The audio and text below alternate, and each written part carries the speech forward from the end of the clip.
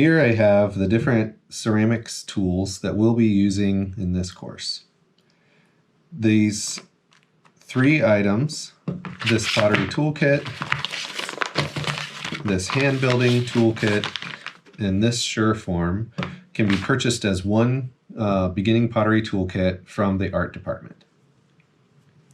I want to talk a little bit about these different tools. So these are all the tools that are in your beginner toolkits.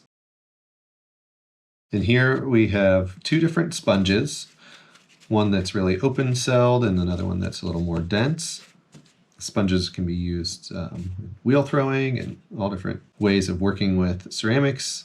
You can use them to apply glaze or slip, things like that. These tools here, these are called ribs. And there's many different types of ribs. This is a flexible rubber rib. We have flexible metal ribs for smoothing and scraping. This is a serrated rib that's good for scoring clay or moving large amounts of clay quickly, adding textures. This is a wooden rib. We use this a lot when we're throwing on the wheel. We have a wire cutoff tool. This tool allows us to remove clay from the bag.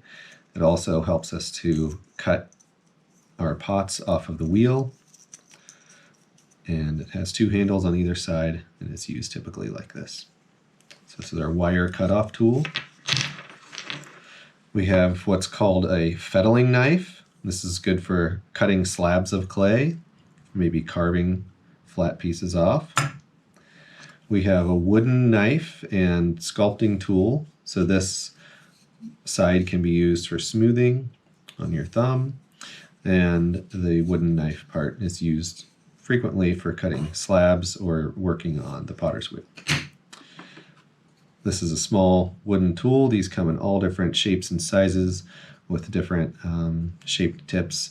Nice thing about these wooden tools is they can be shaped really easily with some sandpaper. So if you find that you want this to have a different curve to it, or it's not rounded enough or something, you can come in and sand it or carve it with a knife and change its shape to fit your needs.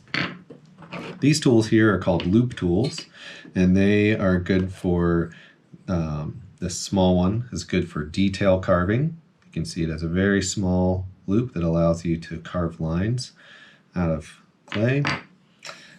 This is a 2-sided loop tool that has a flat end and a round end, typically used for trimming pottery on the wheel, but also used for carving. And similarly, this is a large loop tool, most used for trimming on the potter's wheel. Then we have 2 different types of needle tools or pen tools, and one is quite fine and lightweight, wooden, so if you put it in your bucket of water, it'll float. This is a larger needle tool that has a more sturdy needle on it, and these are used for piercing clay. Maybe if there's a bubble, you can pop the bubble and push the air out. On the potter's wheel, you can use it to trim the top of your pot.